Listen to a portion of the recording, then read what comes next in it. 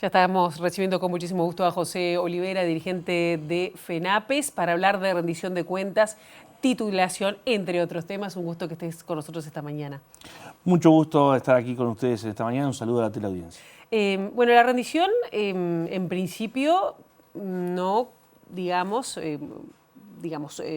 conforma a los sindicatos de la enseñanza para lo que se había pedido o esperado. Esto es así, con este porcentaje que se le ha dado, porque se resultó una de las prioridades del gobierno, ¿para qué alcanza? Bueno, yo creo que es un problema mucho más estructural. Hace pocos días Marcelo Adala decía que el gobierno tiene un dilema presupuestario, y efectivamente lo tiene.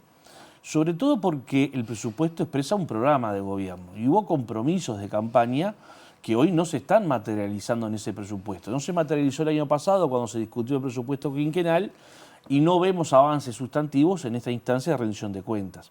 Creo que hay allí elementos estructurales que el gobierno tiene que analizar con profundidad. Es verdad que recibió un déficit fiscal mayor al que la oposición, entonces gobierno, había declarado que dejaba. Es verdad que estamos en un contexto complejo desde el punto de vista global, regional, en términos económicos, geopolíticos. Es verdad que también le erró el gobierno en las proyecciones de crecimiento. Esto se lo decíamos el año pasado cuando se discutía el presupuesto. Había un exceso de optimismo en cuanto a las proyecciones de crecimiento que se planteaba para el Uruguay en este contexto complejo. También es cierto que ha disminuido la recaudación, pero el gobierno se viene amputando la posibilidad de estudiar una reforma de segunda generación en materia fiscal que permitan reordenar y recabar más recursos para poder financiar las políticas públicas que son parte o que fueron parte de la campaña electoral.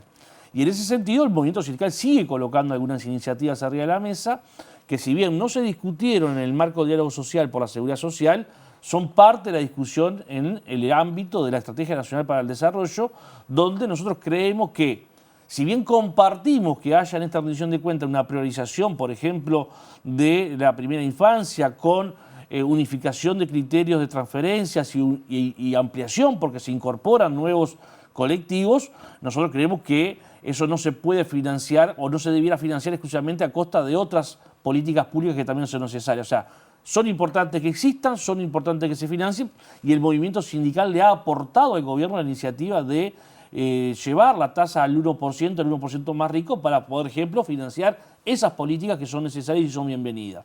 Y en materia de educación, nosotros creemos que el compromiso de llegar al 6% más el 1% de investigación e innovación, que formó parte de la campaña electoral del programa de gobierno, bueno, el gobierno se amputa y se pierde una nueva oportunidad de avanzar sustantivamente en ese camino, porque los 300 millones de pesos anunciados para la ANEP, los 100 millones anunciados para la Universidad de la República, más los 7 millones de pesos para la Universidad Tecnológica, obviamente siempre son bienvenidos, pero están lejos de las necesidades que tiene el sistema educativo.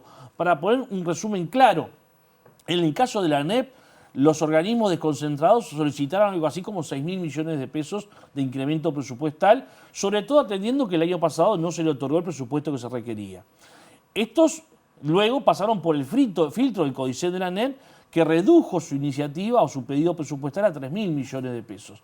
Y hoy el Poder Ejecutivo termina otorgando 300 millones de pesos, es decir, un 5% de lo solicitado en total por los organismos desconcentrados y apenas un 10% de lo que se solicitó el Códice de la ANEP. ¿Y esto qué compromete? Compromete seriamente el desarrollo de ciertas políticas. Miren, es contradictorio porque en el mensaje del Códice de la ANEP, reitero que aparecen muchos datos interesantes en términos de la construcción de la política. Por ejemplo, se reivindica la necesidad de contar con apoyaturas pedagógicas para los estudiantes que tienen algún grado de rezago desde el punto de vista de los aprendizajes. Bueno, hoy las políticas de apoyatura están desapareciendo. Se reivindica la necesidad de la coordinación entre los docentes. Sin embargo, las 2 horas de coordinación que se perdieron en el gobierno pasado producto del recorte presupuestal que el gobierno pasado ejerció en materia educativa, hoy no están puestos arriba de la mesa ni están financiados. Se reivindica la necesidad de nuevas figuras en función de nuevas políticas. Por ejemplo, nosotros creemos que la política de alimentación y educación media es una buena iniciativa que se debe ampliar rápidamente y que esa ampliación implica creación de cargos que hoy no estarían financiados. Se insiste con un tema que para nosotros es prioritario, que es la salud mental de nuestros estudiantes.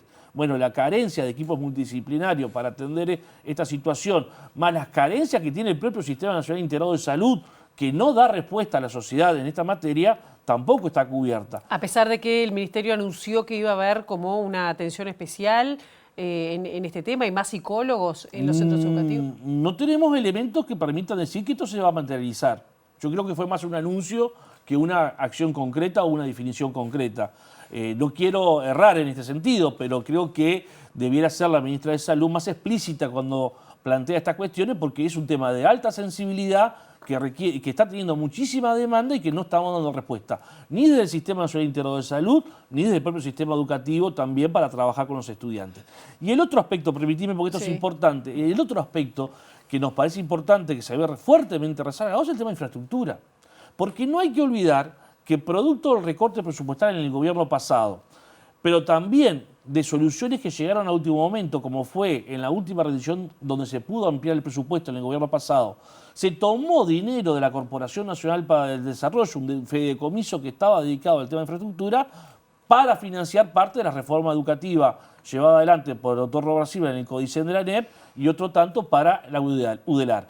Esto afectó el financiamiento de lo que es la parte de infraestructura, y si bien hay un plan muy ambicioso de construcción de obra nueva, lo que no se termina de entender en el caso del Estado y en concreto de la ANEP es que más allá de este plan ambicioso de obra nueva, hay una necesidad de un plan sustantivo, yo diría clave en el mantenimiento preventivo y correctivo de una planta física muy importante que tiene deterioros importantes y que hace años se ha ido acumulando ese deterioro sin que se extendiera sistemáticamente.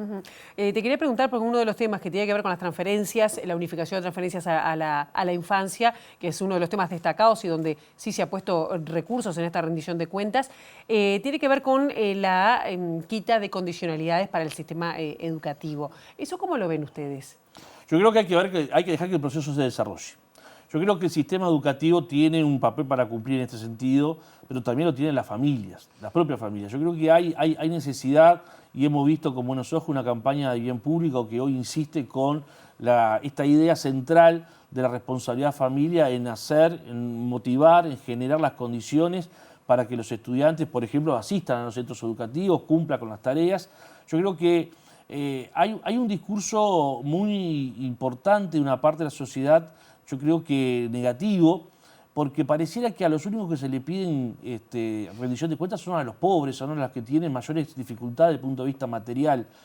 Hay otras exoneraciones y transferencias monetarias que en el Estado se da, sobre el cual no se pide ningún tipo de retribución o contrapartida. Claro, pero acá los grupos donde está apuntando es donde también hay más desvinculación educativa. Bueno, pero la pobreza tiene múltiples dimensiones. Aquí no hay una situación de pobreza por no asistir al centro educativo exclusivamente. Aquí hay una situación de pobreza por un modelo económico y social que condena a vastos sectores de la sociedad a la pobreza y a la marginación. O sea que están de acuerdo con que se retire esa condicionalidad de asistir a los centros educativos. En principio yo creo que hay que ver cómo funciona el sistema, hay que dejarlo que el sistema ande.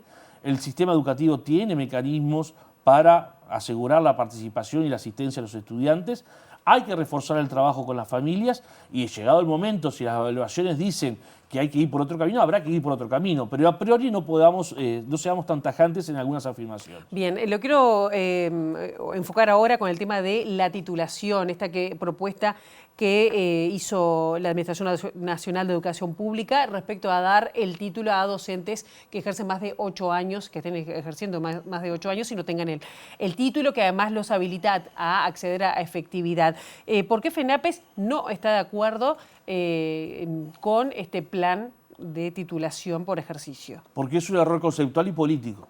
Yo creo que la Administración malinterpreta algunas de las orientaciones que organismos internacionales hoy están manejando en el tema formación docente.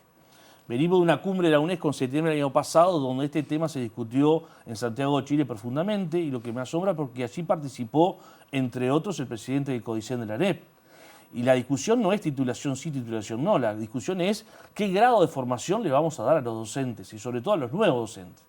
Y en ese sentido, hoy el mundo, que tiene una carencia importante en materia de docentes y sobre todo docentes formados, está planteando que más que la titulación lo que hay que pensar son políticas públicas de formación docente.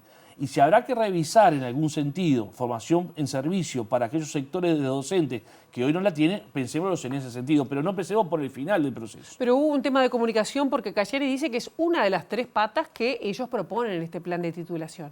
Sí, pero nos parece que esto rompe con la necesidad de una formación que plantee la formación general en una área específica de conocimiento, la formación técnico-pedagógica y la formación y la experiencia que se ejerce a través de la didáctica. Y sobre todo en un momento donde se está discutiendo la necesidad de contar con una universidad de la educación que profundice esa formación en términos de formación de grado, de posgrado, de extensión, con las funciones básicas de una universidad.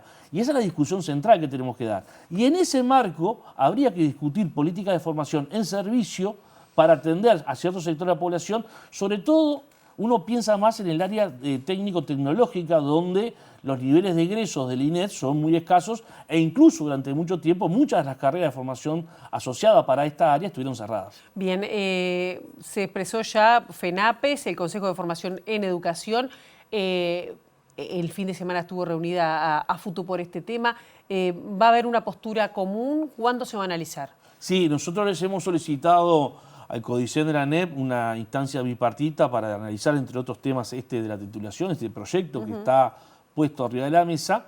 Y hoy, a las 18:30, se va a estar reuniendo la coordinadora del Sindicato de la Enseñanza del Uruguay para fijar una postura común. ¿Postura quiere decir medidas sobre este tema o eso no está sobre la mesa todavía? No, lo que nosotros intentaremos generar son que este tema vaya al ámbito que tendría que haber ido desde entrada, que son los ámbitos de negociación colectiva. En ese sentido, hay un error de forma también en cómo procesó el CODICEN de la ANEP este tema, porque es muy clara la ley 18.508 que señala que entre las materias de negociación colectiva está el tema de la formación o cambios en la carrera profesional. Lo voy a sacar un poquito de la educación porque ya tenemos que ir cerrando y redondeando, pero usted es representante del tema del sistema educativo de los sindicatos de FENAPES en el PIT-CNT, encargado de Relaciones Internacionales, y también que ha estado muy vinculado a todos los envíos de ayuda humanitaria a Venezuela. ¿Cómo sigue ese proceso cuando recién este fin de semana salió el segundo vuelo con ciertas demoras por temas logísticos y de dinero, digamos, ¿no? Sí, lo primero a resaltar es que ha sido maravillosa la respuesta del pueblo uruguayo en términos de solidaridad y también de la propia colonia de venezolanas y venezolanos radicados en Montevideo. Tenemos un problema logístico, como lo hemos tenido en otra oportunidad, también nos pasa lo mismo con el tema de la solidaridad con el pueblo cubano. El problema logístico es cómo trasladamos esa solidaridad que se materializa en hoy unos 70 toneladas que no sabemos cómo vamos a trasladar, más allá de los 2 vuelos que ya partieron rumbo a Venezuela. Más de la mitad no se ha podido, está acá en Montevideo. Está acá en Montevideo. Por lo tanto, estamos intentando desde el PIT-CNT generar con el gobierno algunos intercambios que permitan resolver este problema, que reitero, es poder materializar definitiva esa solidaridad del pueblo que hoy está allí y no la podemos trasladar. ¿Y de quién depende tomar una decisión y qué alternativas se están manejando? Bueno, yo creo que básicamente esto depende del Poder Ejecutivo, que es el que podría aportar la logística. Obviamente con el avión, con el Hércules, más o menos en promedio ha transportado en cada viaje 15 toneladas. Si estamos hablando que hay unas 70 toneladas, estamos hablando de 4 o 5 viajes, un costo que habrá que analizar, o en su defecto buscar una alternativa que podría venir por el lado de algún barco de carácter que pertenezca a las Fuerzas Armadas que pueda trasladar esta importante volumen de solidaridad que está ya acopiada aquí en Montevideo. ¿Ya hay posibilidades de un barco de envío? Bueno, es lo que estamos planteando en algún sentido al Poder Ejecutivo para ver si se puede resolver. José Olivera, muchísimas gracias por estos minutos. No, gracias a ustedes.